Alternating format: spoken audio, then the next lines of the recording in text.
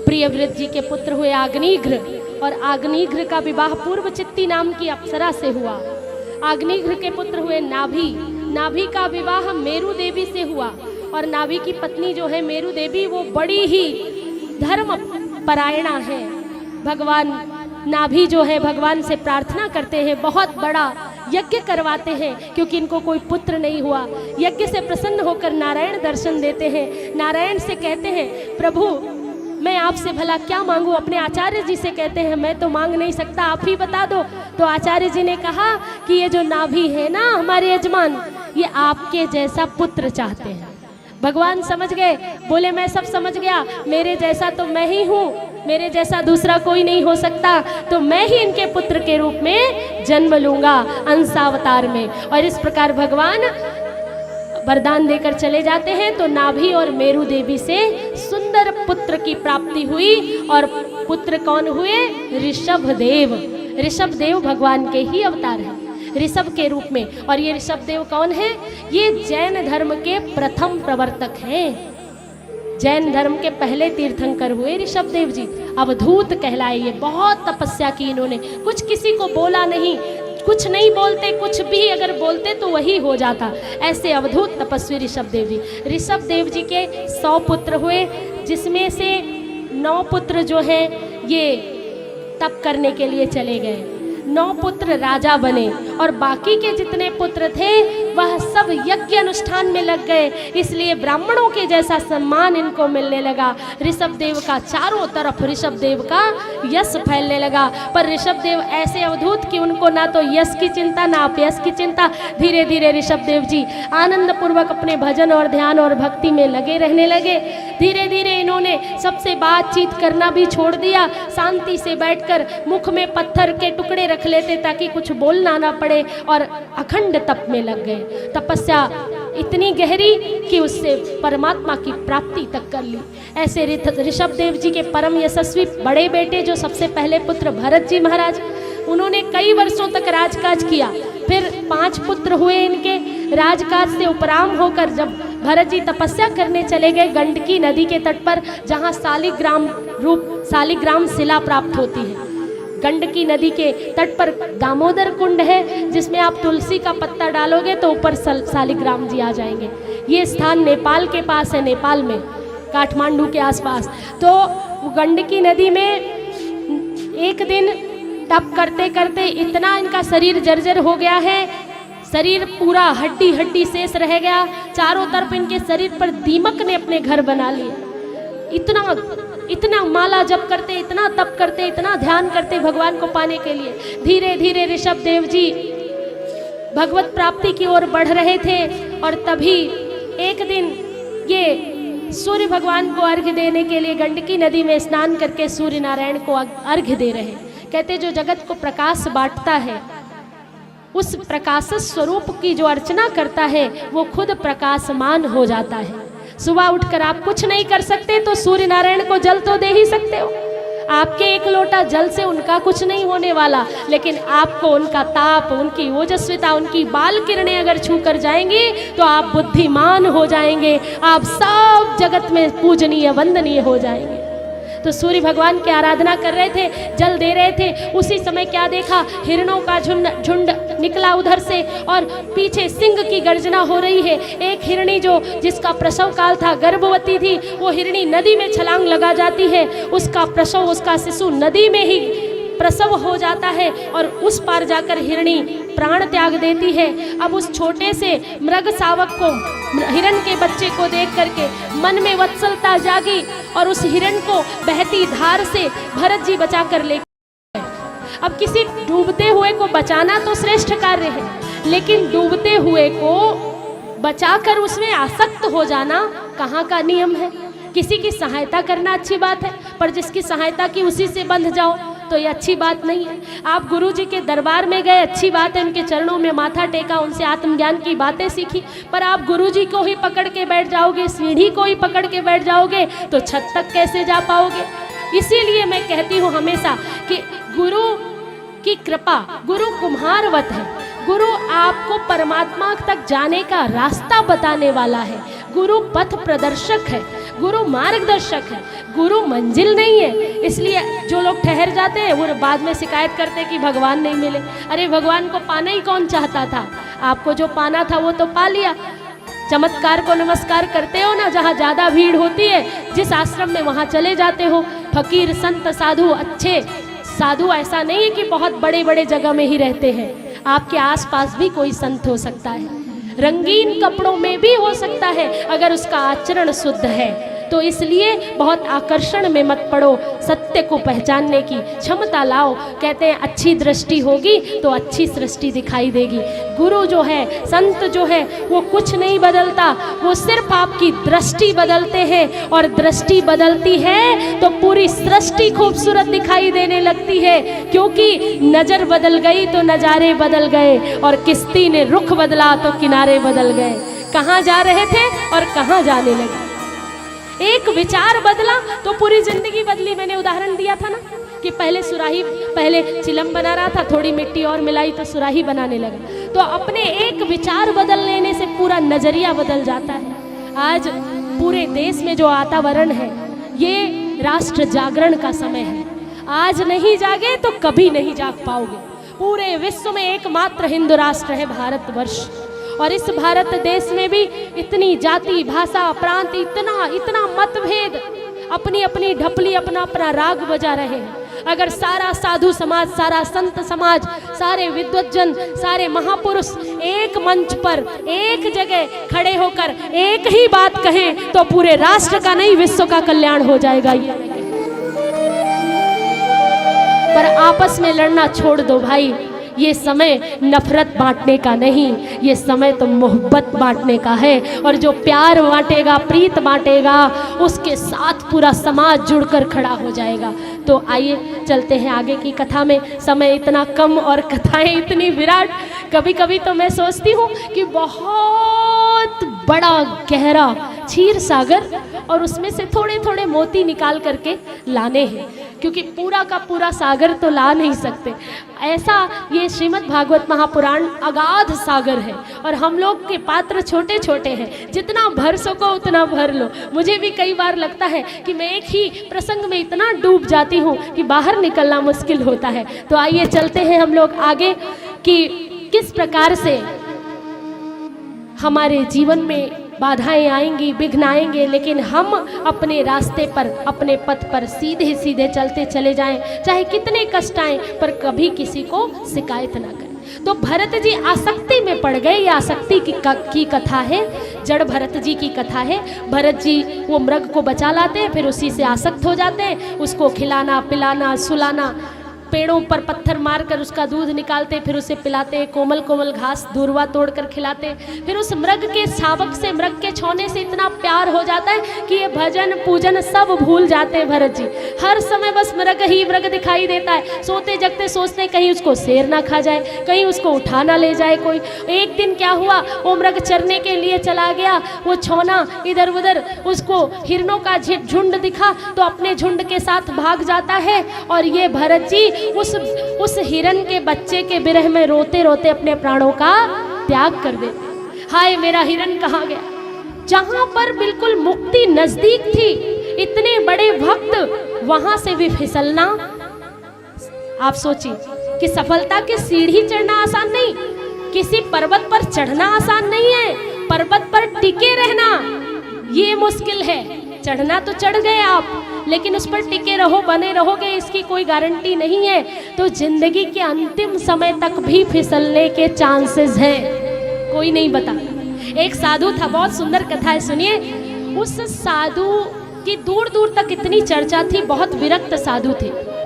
एक बकरी चराने वाली गडरिया की बेटियां, उस गडरिये की बेटी ने, बकरी चराने वाली बच्ची ने उस साधु से पूछा, बाबा आपकी दाढ़ी सफ़ेद है। तब बाबा कितने साल के थे? 45-40 साल के। उसके बाद बाबा ने कोई जवाब नहीं दिया, मुस्कुरा दिए। 1 साल बाद फिर उस लड़की ने पूछा, बाबा आपकी दाढ़ी सफ़ेद है। बाबा ने कोई जवाब नहीं दिया। अब 15-16 साल की थी, 2 साल बाद उसकी शादी हो गई। वो जहाँ मिलती बाबा को एक ही सवाल पूछती, बाबा आपकी दाढ़ी सफ़ेद है। बाबा कोई जवाब नहीं देते, बोलते बेटा अभी नहीं, बाद में बताऊँगा।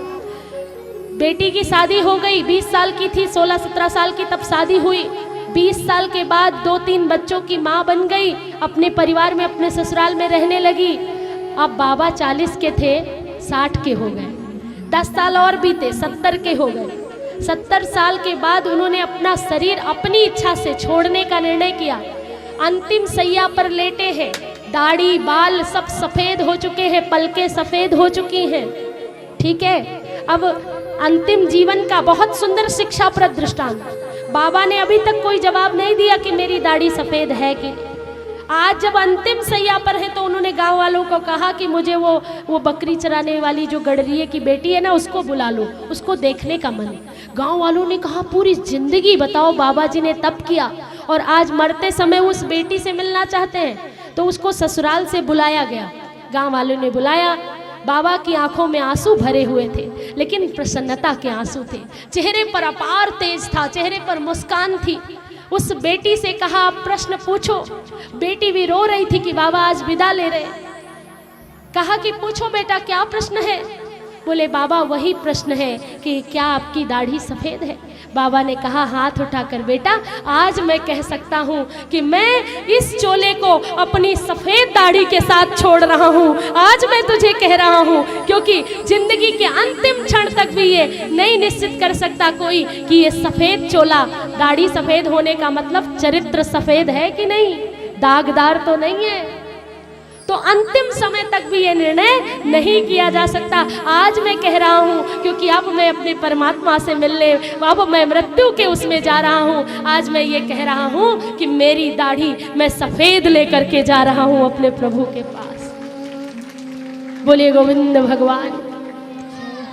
लेकिन इस डर से कि दाढ़ी सफ़ेद रहे कि ना रहे, इस डर से कोई चले ही ना इस रास्ते पर, तो फिर बात कैसे बनेगी। एक और बात मैं यहाँ स्पष्ट करती हूँ कि अर्जुन ने श्री कृष्ण से पूछा कि जो आपका ध्यान आपके रास्ते पर चलते हैं क्या वह छिन्न भिन्न बादलों की तरह बिखर जाते हैं। तो अर्जुन से भगवान केशव ने कहा था नहीं पार्थ, जो मेरे रास्ते पर चलते हैं वो छिन्न भिन्न बादलों की तरह नहीं बिखरते, वरन जहाँ से अपना रास्ता छोड़ते हैं वहीं से फिर तय करना पड़ता है। जहाँ तक चले वहीं से आगे की यात्रा शुरू करनी पड़ती है। तो कम से कम चलने की कोशिश तो करें।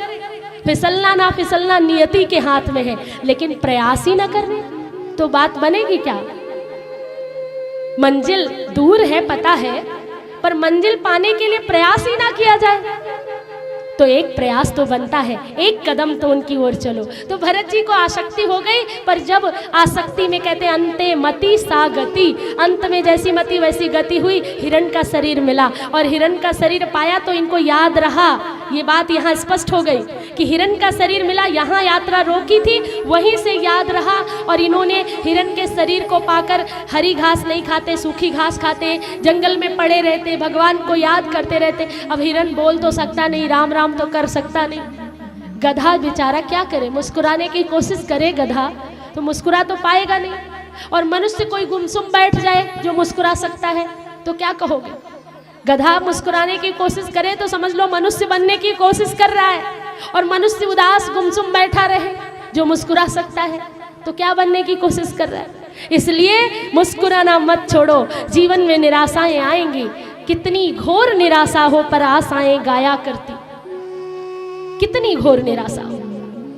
पतझड़ में भी सघन बदलियां कभी कभी छाया करती, पतझड़ आ जाने के डर से फूल खिलाना मत छोड़ो, आंधी तूफानों के डर से दीप जलाना मत छोड़ो। तो आंधी तूफान तो जीवन में आएंगे, पर आप दीपक जलाना ही छोड़ दो तो बात कैसे बनेगी। तो कहा, यहाँ स्पष्ट किया कि आसक्ति हुई पर उनको याद रहा, उन्होंने अपने शरीर को, हिरण के शरीर को धारण किया, लेकिन धीरे धीरे धीरे धीरे करके उन्होंने घास पत्ते खाए नहीं, शरीर को सुखा डाला। एक दिन जंगल में आग लगी, सब जानवर भाग गए पर वो भागे नहीं, शरीर जल गया और हिरण की योनि से छुटकारा मिल गया। इसलिए कई बार कोई पशु आता है और बड़ा प्यारा होता है और धीरे से साथ छोड़ के चला जाता है तो समझ लो अल्प आयु है, उसकी आयु इतनी ही। कई बार ऐसे बालक भी, बेटे बेटियां भी, बच्चे भी होते और वो छोटी उम्र में चले जाते तो कहते हो भगवान के हम इतने भक्त, हमसे क्यों छीना। आपसे कुछ नहीं छीना, उसका उतना ही समय था, उसको उतना ही जीवन काल मिला था, आपकी कोई गलती नहीं है। इसलिए आप अपने पर बोझ धारण ना करें। सबके जीवन की किताब उसके हाथ में है। तो भरत जी महाराज ने फिर से हिरण का शरीर त्याग किया, ब्राह्मण के घर में जन्म मिला, इनका नाम भरत पड़ा। अब इन्होंने सोचा इस बार कोई गलती नहीं करूंगा, इस बार तो मुक्ति पाऊंगा। कुछ बोलते नहीं, डोलते नहीं, कुछ काम नहीं करते। भाई ले जाकर इनको खेत में लगा देते कि खेत में सब जो चिड़िया चुग रही अनाज को, उनको भगाना दिन भर, गाय को मत आने देना, और कुएं को खोदना है तुम्हें, तो जहाँ कुआं खोदना था वहाँ तो मेड़ बना दी, जहाँ मेड़ बनानी थी वहाँ कुआं खोद दिया, पूरे खेत में कुएं बना दिए। तो कहा अरे ये तो जड़ है, इसलिए इनका नाम जड़ भरत पड़ा। पिताजी ने कहा एक श्लोक गायत्री मंत्र गाकर सुनाना। कई वर्ष हो गए, 3-4 साल पर इन्होंने गायत्री मंत्र नहीं सुनाया। पिताजी ने कहा इसकी बुद्धि तो जड़ है, ये नहीं कुछ सुना पाएगा। समझ गए अगर आज गायत्री मंत्र सुनाऊंगा तो कल विवाह के मंत्र सिखा देंगे, फिर अंत्येष्टि के मंत्र सिखा देंगे और मैं कर्मकांडी ब्राह्मण बनकर रह जाऊंगा। इसलिए भरत जी ने कहते जिसको घर छोड़ना हो उसका एक ही सरल उपाय मेरे पास है, सारे घर के काम करना बंद कर दो, घर वाले अपने आप निकाल देंगे, आपको छोड़ना नहीं पड़ेगा। तो भरत जी महाराज ने क्या किया, भरत जी महाराज को कहा जाओ जाकर खेत बचाओ। तो कहते राम दी चिड़िया राम दा खेत, छक्को चिड़ियों भर भर पेट, हमसे नहीं हो पाएगा। चिड़िया राम की, खेत राम का, तो मैं क्यों बचाऊं। और सारी चिड़िया खेत चुग गई, गाय आकर फसल खा गई। तो जो भाई थे उन्होंने कहा, भाइयों ने चलो चलो यहाँ तुम्हारा काम नहीं, घर चलो। घर में भाभीियों के हाथों सौंप दिया कि इनसे बर्तन ही धुलवा लो, घर के ही काम करवा लो। तो भाभीियों के सामने आए, भाभीियों ने इतने सारे बर्तन रख दिए, चलो भरत जी बर्तन दो। बर्तन धोने के लिए लग गए। अब जब तक भाभी खड़ी है तब तक तो सही धो रहे। जैसे भाभी गई, ईंट पत्थर उठाया, बर्तन तोड़ तोड़ कर रखने लगे। अब वहाँ से सब चली गई, बर्तन टूट फूट गए। भाभीियों ने कहा ये तो हमसे भी नहीं झेला जाएगा, इसे तो घर से निकाल दो। अब जब घर से निकाल दिया, भरत जी उन्मुक्त होकर के विचरण करने लगे। जिधर से निकलते बड़े हट्टे कट्टे सुंदर स्वस्थ शरीर वाले हैं। एक राजा ने देखा, पुत्र प्राप्ति के लिए बलि देने जा रहा था महाकाली के दर में। राजा ने कहा कोई ऐसा व्यक्ति ले आओ जो कटा पिटा ना हो, बिल्कुल स्वस्थ हो। तो ऐसे व्यक्ति को लेकर आओ, बलि देंगे। राजा के सैनिक पकड़कर भरत जी को ले आए और नहलाया धुलाया, फूलों के हार पहनाए। महाकाली के सामने इनको लिटा करके जैसे ही इनकी बलि देने के लिए उद्यत हुए, महाकाली प्रकट हो गई। अरे राजन, अगर तुझे मुझे प्रसन्न करना है तो अपने मान की बलि दे, ये इंसान की बलि क्यों दे रहा है। कभी भी माँ बलि स्वीकार नहीं करती। माँ अपने बच्चों की बलि क्या स्वीकार करेगी। मैं कामाख्या माँ के यहाँ गई और असम गई और मैंने कहा, वहाँ पर एक घटना देखी, छोटे छोटे बकरी के बच्चों को बलि दे देते हैं। मुझे बहुत तकलीफ हुई, इतनी कि पूछो मत। ऐसा लगा जैसे छोटे बच्चे को मेरे ही सामने मारने जा रहे लोग। मैंने वहाँ संकल्प किया, माँ कामाख्या को कहा, माँ आप तो जगत जननी हो, मैं आपके मंदिर में दर्शन करने उसी दिन आऊँगी जिस दिन ये बलि प्रथा बंद हो जाएगी, अन्यथा नहीं आऊँगी। मैंने वहाँ के पुजारियों से, पंडित जी से बात की। उन्होंने कहा दीदी ये तो सदियों से चला आया है, कैसे बंद कर दें। हमने कहा बताओ किस वेद में, किस पुराण में, किस उपनिषद में लिखा है कि माँ बलि स्वीकार करती है। माँ कभी बलि स्वीकार नहीं करती। बलि का अर्थ है अपने अहंकार की बलि, अपने आप को दान कर दो, अपना अहंकार गलित कर दो, यही बलि है। तो बलि की प्रक्रिया जो है हमारे भारत से धीरे धीरे वैसे कम हो रही है, पर अभी कुछ कुछ मंदिरों में है। तो आज मैं इस कथा के मंच से भी अपील करती हूँ कि ये बलि परंपरा जो है इसे बंद करना चाहिए। कभी भी जीव हत्या, जीव की बलि करके कभी माँ प्रसन्न नहीं होती। बोलिए गोविंद भगवान की। भरत जी महाराज फिर विचरण करने लगे। महाकाली ने रक्षा कर ली और उसके बाद आगे पहुँचे हैं। ना तो उनको बलि होने का दुख और ना उनका पूजन होने का सुख। वो सुख दुख मान अपमान हानि लाभ जीवन मरण यह सब से परे हो गए हैं। और एक सच्चा साक्षी भाव में रहने वाला मनुष्य ऐसा ही होता है, ना सुख में सुखी, ना दुख में दुखी, ना हानि में रोएगा, ना लाभ में हंसेगा। ऐसा आत्मज्ञानी, आत्मवित्त ऐसा व्यक्ति। तो इस प्रकार हमारे जो भरत जी महाराज ये चल पड़े। राजा रहुगण पालकी में चढ़ करके कपिल मुनि के यहाँ सत्संग करने जा रहे थे। अब ये राजा रहुगण कौन है? ये राजा रहुगण वही हिरण है जिससे आसक्ति हुई थी। तो इनकी पालकी में लगना पड़ा। आसक्ति इतना खतरनाक होती है। कहार बीमार पड़ गए तो हट्टे कट्टे देख करके कहार इनको पकड़ लाते, पालकी में जोत देते। अब ये चलते तो सामने चींटी आई तो उसको छलांग करके आगे बढ़ते, फिर कोई कीड़ा आया तो फिर उसको छलांगते, तो पूरी पालकी डगमगाने लगी। तो राजा रहुगण बोला, कहा अरे ये कौन मुझे गिराना चाहता है। कहारों ने कहा ये नया जो कहार है ना, हट्टा कट्टा मोटा ताजा, यही आपकी पालकी को ठीक से नहीं संभाल रहा। राजा रहुगण ने कहा, ए कहार, अगर तू अच्छे से नहीं चलाएगा पालकी तो मैं तुझे दंडित करूंगा। फिर से चला, फिर चींटी सामने आई, छलांग लगाकर खड़े हुए, पालकी गिरते गिरते बची राजा रहुगण की। राजा रहुगण ने कहा, मैं तुझे दंडित करूंगा, मैं राजा हूँ, तू इतना मोटा हट्टा कट्टा ताजा इतना शरीर लिए घूम रहा है और एक पालकी नहीं उठा पा रहा है। अब नहीं रहा गया। अब जब बार बार राजा रहुगण बोला कटु वचन और इस प्रकार की अज्ञानता दिखाई, तो भरत जी महाराज जन्म से लेकर अब तक एक शब्द नहीं बोले थे। तो वाणी में माँ सरस्वती की कृपा तो थी ही। आज उनकी वाणी मुखरित हुई। क्यों कि अगर आज भी नहीं बोला तो सब यही कहेंगे कि जिसकी पालकी, जिसका बीड़ा साधु ने उठाया वो भी अज्ञानी ही चला गया। उसके अज्ञान को दूर करने के लिए आज भरत जी महाराज पहली बार बोले और कहने लगे, हे राजन, आपने क्या कहा कि शरीर मोटा है, ताजा है, पतला है, दुबला है, भारी है? किसकी बात कर रहे हैं आप? ये शरीर मिट्टी का, न भारी न मोटा न ताजा न पतला न मोटा, जो आप में मिट्टी वही मिट्टी मेरे में। आपने कहा कि मैं तुझे दंडित करूंगा, तो उसका उत्तर सुनिए। ये शरीर की अवस्थाएं हैं, मोटा ताजा, पतला मोटा, लंबा चौड़ा, लेकिन आत्मा की कोई अवस्था नहीं, वो तो एक ही स्वरूप में रहती है, जैसी आपकी वैसी मेरी। आपने कहा मैं दंडित करूंगा, तुम प्रजा हो मैं राजा हूँ, तो इस जगत में सब पंचभूत से बने हैं, ना तुम राजा ना मैं प्रजा, तुम भी मिट्टी के लौंदे मैं भी मिट्टी का लौंदा। मिट्टी ऊते मिट्टी थल्ले, मिट्टी से यूं मिट्टी बोले। मिट्टी मिट्टी को डरा रही है। आपने मुझे कहा दंडित करूंगा, भला क्या दंड दोगे? सबसे बड़ा दंड तो यही है कि हम इस धरती पर मनुष्य बनकर आए और परमात्मा की प्राप्ति नहीं कर सके। इससे बड़ा दंड और क्या दोगे? इतनी उच्च कोटि की बात सुन करके राजा रहुगण पालकी से कूद पड़ा, चरणों में गिर गया, कहने लगा, या तो आप कपिल मुनि हो, या तो आप साक्षात दत्तात्रेय हो, या आप भगवान हो, आप कौन हो ये बताओ। अरे मूर्ख, तूने फिर पूछा, फिर कहा कि मैं कौन हूँ? इस शरीर का कोई नाम नहीं, और जिसका नाम है उसे तू जानता नहीं, तो मैं क्या परिचय दूं?